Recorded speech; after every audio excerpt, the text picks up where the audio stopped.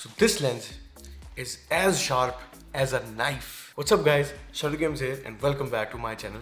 So this is your review of the 2470 f4 by Zeiss. If you don't know, according to my knowledge, according to my own understanding, Zeiss जो है एक ऐसी company है which produces lenses for the elite class, like the people who जिनको budget lenses चाहिए होते हैं, जिनको बजट परफॉर्मेंस चाहिए होती है, Zeiss के lenses उसके लिए नहीं होते ना. आई एम नॉट सेइंग कि मैं कोई एलीट क्लास हूँ, मैंने बहुत सेविंग करके एक लेंस बेच कर ये लेंस लिया है, but I always wanted to try the Zeiss lenses.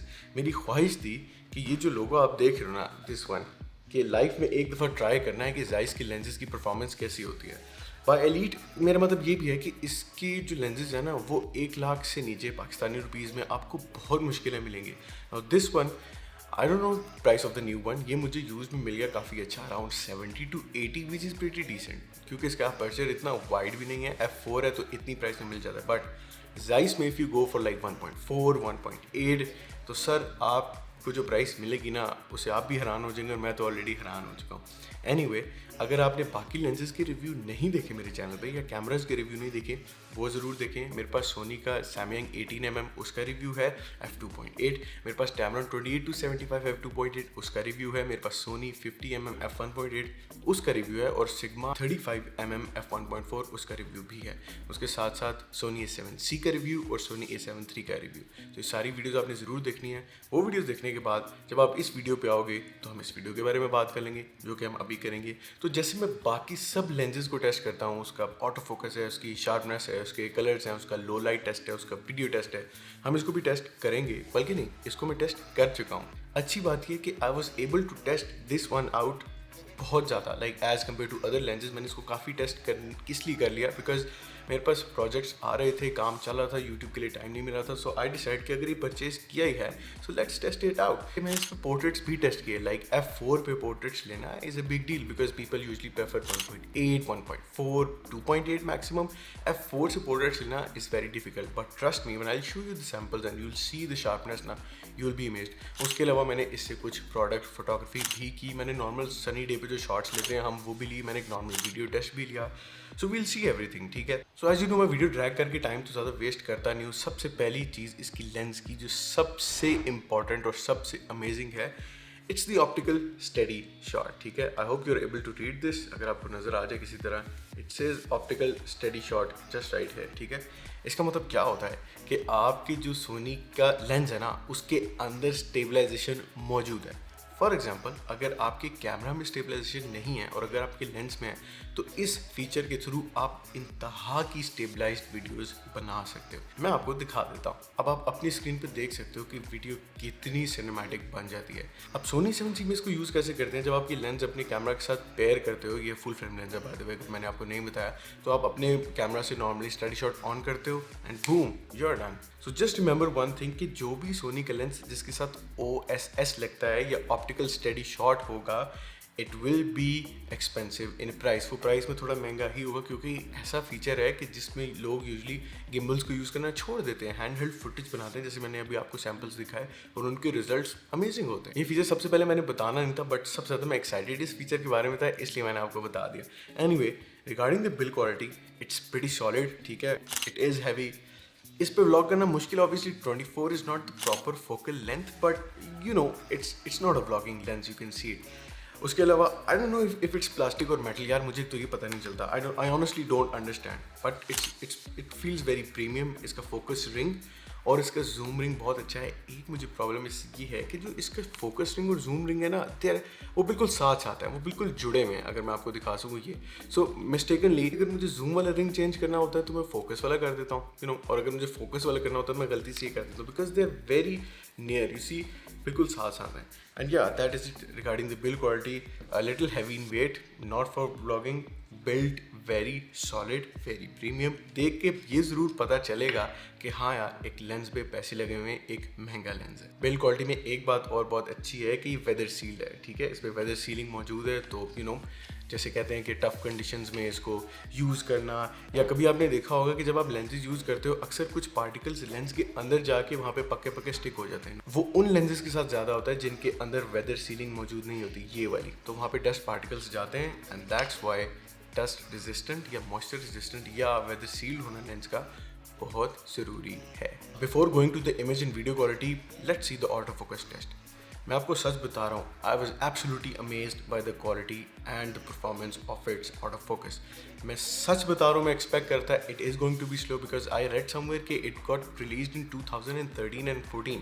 अब एक लेंस है जो 8 से 10 साल पुराना है, चलो 7-8 साल पुराना है, आप उससे इतनी अच्छी परफॉर्मेंस एक्सपेक्ट नहीं कर सकते। That's why I said this is for the elites because जब ये नया आया तो ये बहुत महंगा था, यू नो।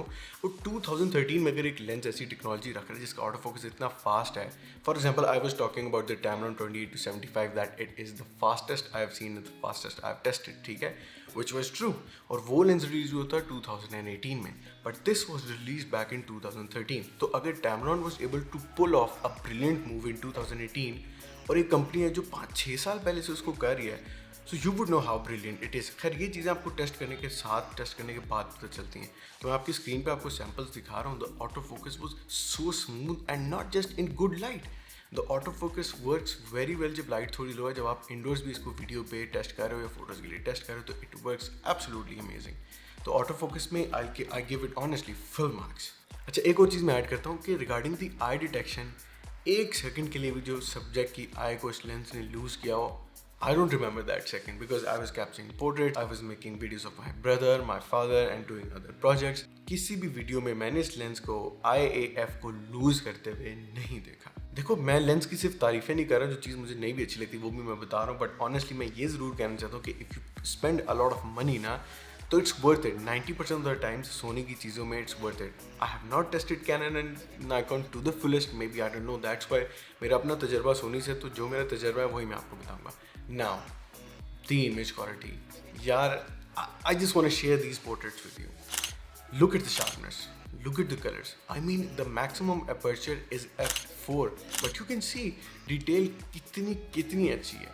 और ऑफ कोर्स मैंने बैकग्राउंड पोर्ट्रेट में या बैकग्राउंड सब्जेक्ट से थोड़ा दूर रखा था so that I can blur it out, but even though artificial light में इतनी अच्छी परफॉर्मेंस देना और साथ अपर्चर f4 रखना, इट्स एब्सोल्युटली अमेजिंग। एंड जब आप फुल जूम इन करते हो, इतनी डेप्थ वाली शॉट्स आती हैं, वो इतनी सिनेमैटिक, इतनी एस्थेटिक लगती हैं।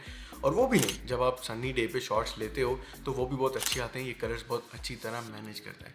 एक चीज़ मैं ज़रूर हाईलाइट करना चाहता हूँ कि इस लेंस में डिस्टॉर्शन और विनियर्डिंग देखने को मुझे काफ़ी मिली, नॉट काफ़ी but it was there. Like इतनी नहीं होती कि आप उसको इग्नोर कर सको, बिकॉज वो थोड़ी बहुत आपको एडजस्ट करनी पड़ती है लाइट रूम में। वो पिक्चर्स में कभी कभी नज़र भी आती है, वीडियो में इतनी नहीं है, पिक्चर में आती है।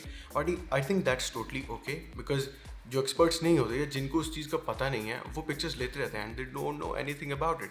पोर्ट्रेट्स के अलावा if I share some samples of product photography with you, so you can see the background blur, the colours, the detail, the sharpness, everything is on point and I love it. And now let's talk about the video quality. What would you expect? Video quality full frame lenses की तो होती ही कमाल है। I mean optical study shot मैंने आपको add करके बता दिया that it's very nice to see. Video में भी जो नेचुरली कलर्स ये पकड़ता है ना, और जो उसका ऑटो फोकस है और जो उसकी शार्पनेस है, जो उसके कलर्स हैं, क्या बात है यार। मतलब मैं I was calling Tamron the king, the king, the king. You know, it's just being naive. एक भोला इंसान होता है ना, उसके पास यू नो एक लेंस आता है and he thinks he owns the best lens in the world, but then he gets to buy another one. फिर वो उसको बोलता है यार maybe this is better, and then he gets to buy another one. फिर वो उसको बोलता है maybe this is better. So अभी तक के जितने मेरे लेंसेज रहे हैं, I honestly think if I don't include primes in it, prime lenses भी इंक्लूड कर सकते हैं। I am not a big fan of them. I have the option and I have an idea कि अब मुझे by the way 85mm f1.8 Soni का चाहिए, so I'm saving up for it. I don't want to sell this. ये तो मेरे पास ही रहेगा, इसको मैं अब नहीं छोड़ा, ये मेरे पास ही मैं आपको बता रहा हूँ। एंड पास होने की उसकी वजह बनती है, like I think it has qualified to stay with a photographer. Now not many people own this lens, मतलब बहुत से लोगों के पास है, but 90% of the people they go for primes because the ones I know they cover weddings more. वो Sigma के portrait lenses उठा रहे हैं 35mm, 85mm, you know. But आपको पता है, अगर आप मेरे चैनल पर नहीं हो, I have always been a fan of telephoto lenses. I don't know why, it's just that I think they are better. I don't know why, it's not like I hate prime lenses, बल्कि मैं in fact खरीदने की सोच रहा हूँ। मैंने 85mm f1.8 portraits के लिए खरीदना है। उसके अलावा for vlogging and everything I do have the Samyang 18mm f2.8 जिस पे भी वीडियो बन रहे हैं, and you can see the performance is great. So on full frame primes are actually a lot better than APS-C, so maybe that's why, I don't know, but this was it. So if you want me to recommend you कि क्या मैं ये lens आपको recommend करता हूँ, तो 110% yes yes yes, because I think it's brilliant. मुझे अभी भी लग रहा है ये अंडररेटेड है जो इसकी परफॉर्मेंस है। एंड सेम आई से द सेम थिंग अगेन, अगर 2013 में वो ये चीज़ बना रहे तो just imagine if they are releasing lenses right now 2018, 17, 19, 20, 21, आप सोचें उनकी परफॉर्मेंस क्या होगी। तो जायज़ के लेंसेज एक्सपेंसिव बहुत हैं, अगर आप सेविंग करके कैप्चर कर लेते हो ना एक, so it's can stay with you for ever. जैसे टैमरॉन को 28-75 it stayed with me for like 1.5 year. उस पर भी रिव्यू रहता है कि 1 साल बाद मैं क्या सोचता हूँ उसके बारे में, वो मैं बनाऊँगा। बट दीज लेंसेज जो टेलीफोटो हैं, they stay with you because they fulfil every need. ठीक है, आपके पोर्ट्रेट्स हैं, आपकी प्रोडक्ट फोटोग्राफी, आपकी लैंडस्केप फोटोग्राफी, आप वीडियो का काम कर रहे हो, कुछ भी कर रहे हो, तो this is gonna fulfil your need. So yes, 110% recommended. उम्मीद है आपको आज की वीडियो पसंद आई होगी। अगर पसंद आई तो चैनल को सब्सक्राइब जरूर करना और वीडियो को लाइक करना ना भूलना। मैं मिलता हूँ आपसे नेक्स्ट वीडियो में किसी अलग इंटरेस्टिंग टॉपिक के साथ। Until then I will see you, bye bye.